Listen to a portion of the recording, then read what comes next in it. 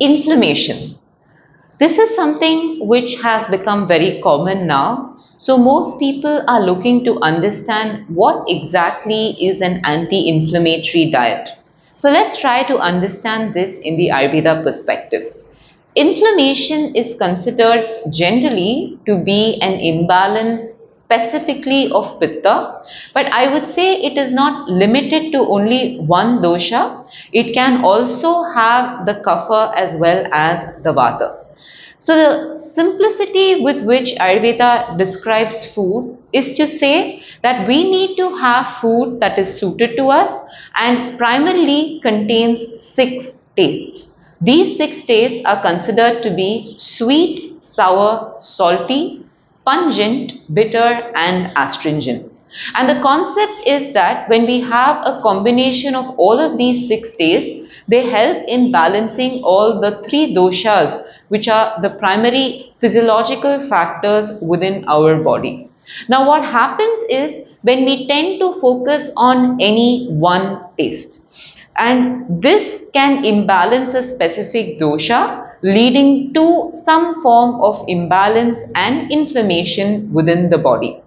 To give you an example, if we tend to have more of spicy food only, because it does add taste, it does add flavor, and we have a lot of chilies in our food, that could create an imbalance of the Pitta dosha, which presents as a lot more of, at times it could present as burning, it could present as discomfort, and even at times we see when a person has a weakness or a tendency towards joint pains, it tends to increase that. So this is where a balance of the taste is important. Similarly, if we wanted to talk about a person who is not really doing that much work, has mostly a sedentary life and is having a lot of sweet foods, a lot of sour foods, a lot of foods which tend to be heavy on digestion, this again can imbalance the Kapha dosha, and that could present as a form of swelling, it could present as a sense of heaviness, it could present as a sense of lethargy and fatigue, or it can also affect the digestive prowess, leading to set of imbalances within the body.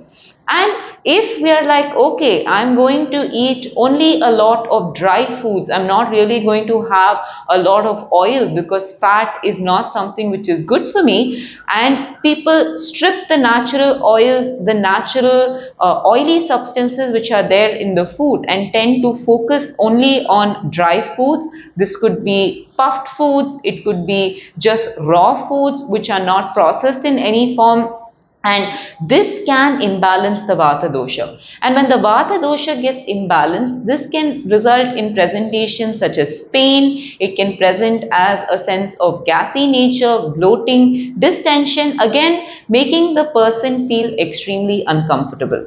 So the combination of inherent properties, or the gunas as we call them, are also important in the sense of having a balance of neither something which is too hot in nature, neither something which is too cold in nature, neither something which is extremely heavy or light. So a balance which contains a combination of all of the 6 days, a balance of neither something which is too heavy on digestion and something which is exceedingly dry on digestion, such that the doshas remain in balance, is extremely important. And once the inflammation sets in, we need to set that right and understand which exactly is triggering. This can vary from person to person. It is not the same, because that is again dependent upon the individual.